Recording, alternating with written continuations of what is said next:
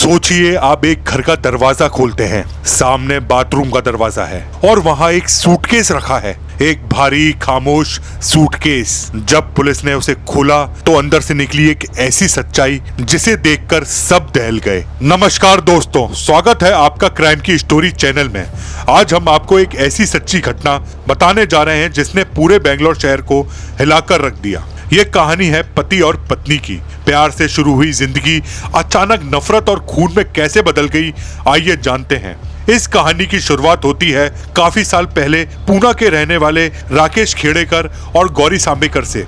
राकेश और गौरी बचपन से ही एक दूसरे को जानते थे क्योंकि वो एक दूसरे के रिश्ते में ममेरे फुफेरे भाई बहन थे। दरअसल गौरी राकेश की बुआ की बेटी थी, लेकिन गौरी और राकेश एक दूसरे को काफी पसंद करते थे और ये पसंद देखते ही देखते प्यार में बदल गई, जिसके बाद इन दोनों ने शादी करने का फैसला किया। और जब इन दोनों के प्यार के बारे में इनके घर वालों को पता लगा तो इनके घर वालों ने इनका विरोध किया, जिसके चलते गौरी और राकेश ने घर वालों से अलग रहने का फैसला किया और ये दोनों लिविंग में रहने लगे। मगर इनकी जिद के चलते इन दोनों के घर वालों ने इनके प्यार को एक्सेप्ट करते हुए इनकी 2022 दिसंबर में शादी करवा दी। राकेश पेशे से एक आईटी प्रोफेशनल था और वो एक कंपनी में जॉब करता था और उसका काम वर्क फ्रॉम होम हुआ करता था। इसका मतलब कि वो ज्यादातर घर पे ही रहकर काम किया करता था। और गौरी ने भी मास कॉम किया था मीडिया से और वो भी एक कंपनी में जॉब किया करती थी। अब देखते ही देखते इनकी शादी को 2 साल बीत जाते हैं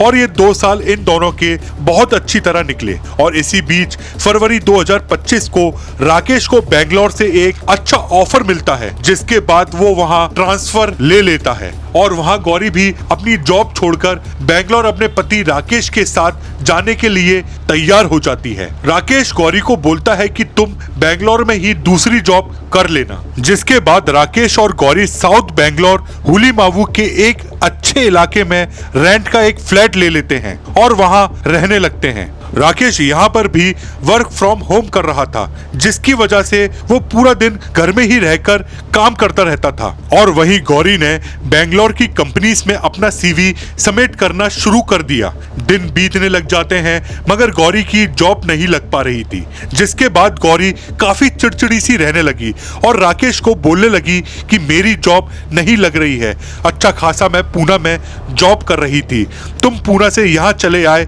तुमने अपना करियर देखा, अपने बारे में सोचा, मेरे बारे में कुछ नहीं सोचा।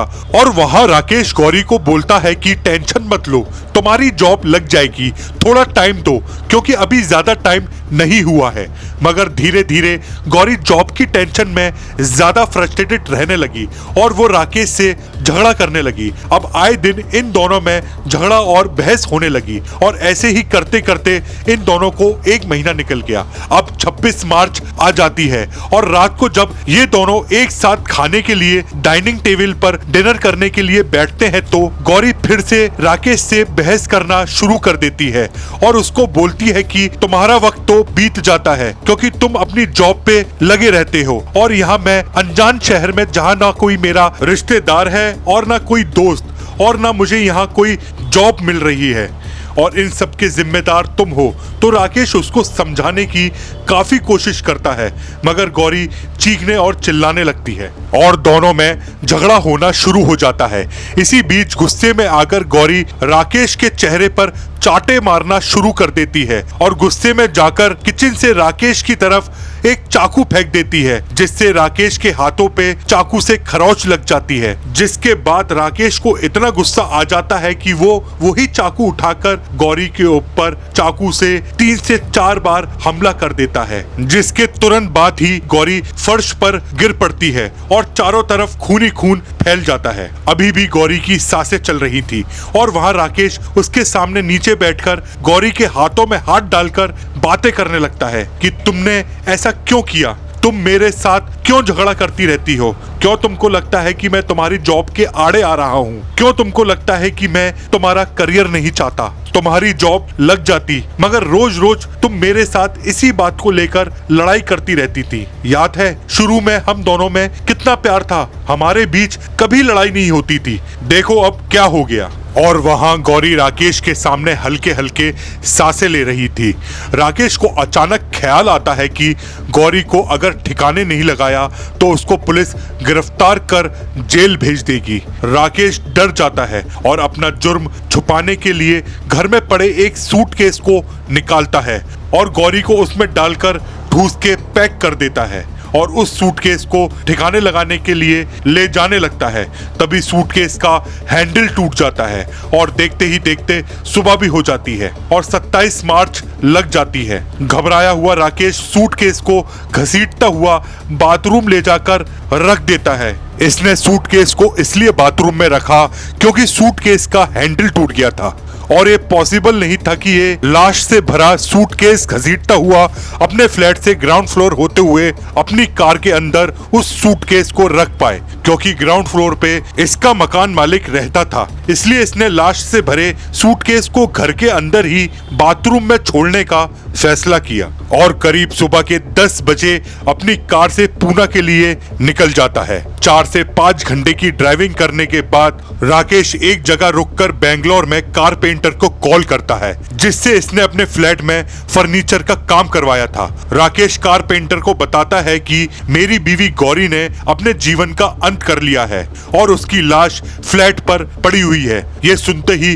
कारपेंटर के होश उड़ जाते हैं और वो तुरंत राकेश के मकान मालिक के पास पहुंचता है, जो कि राकेश के फ्लैट के नीचे ग्राउंड फ्लोर में रहता था। और जैसे ही मकान मालिक को ये बात पता लगती है तो वो तुरंत पुलिस को कॉल करके ये सारी चीजें बताता है, जिसके बाद मौकाए वारदात पर पुलिस पहुंचती है और उस फ्लैट की तलाशी लेना शुरू करती है। पुलिस को तलाशी के दौरान फ्लैट के अंदर कुछ नहीं दिख रहा था, लेकिन जैसे ही पुलिस वालों ने बाथरूम का दरवाजा खोला तो उनको एक सूटकेस दिखा और जैसे ही पुलिस वाले बाथरूम के अंदर घुसकर उस सूटकेस को खोलते हैं तो वो गौरी की लाश को देखकर हैरान हो जाते हैं, क्योंकि पुलिस वालों को राकेश के मकान मालिक ने बताया था कि उसकी बीवी गौरी ने अपने जीवन का अंत कर लिया है, जो कि राकेश ने कॉल कर कारपेंटर को बताया था। पुलिस वाले समझ चुके थे कि ये कत्ल है, जो कि इसके पति राकेश ने किया है।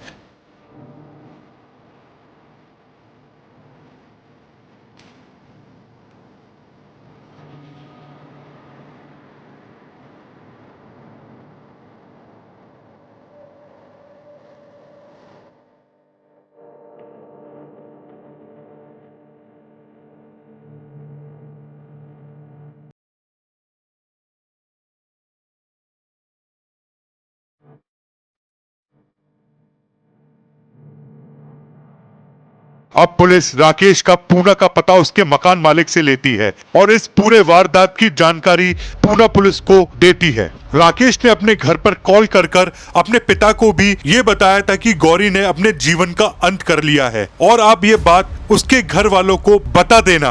और वही राकेश ने पूना पुलिस को फोन करके खुद अपना जुर्म कबूल करते हुए बताया कि उसने बेंगलोर में अपनी पत्नी गौरी की हत्या कर दी है और मैं आपके पास आकर खुद को सरेंडर कर दूंगा, और फोन कट कर देता है। राकेश रात को महाराष्ट्र के सतारा में एक जगह रुककर एक दुकान से टाइप की चीज पी के अपने जीवन का अंत करने की कोशिश करता है, जिसे पीने के बाद वो अपनी कार के अंदर ही बेहोश हो जाता है, जिसके बाद वहां के आसपास के लोग उसे देखकर पुलिस को इसकी जानकारी देते हैं, जिसके तुरंत बाद पुलिस वहां पहुंचकर उसको पास के ही हॉस्पिटल में एडमिट करवा देती है, जहां पुलिस को डॉक्टर बताते हैं कि इस आदमी ने चीज पी रखी थी। और जब पुलिस इसकी जानकारी निकलवाते हैं तो उनको इसके बारे में सब पता लग जाता है कि इसने बेंगलोर में अपनी बीवी की हत्या करके वहां से फरार हो गया। और जैसे ही राकेश को होश आता है तो ये पुलिस के सामने अपना जुर्म कबूल कर लेता है, जिसके बाद इसको गिरफ्तार कर जेल भेज दिया जाता है।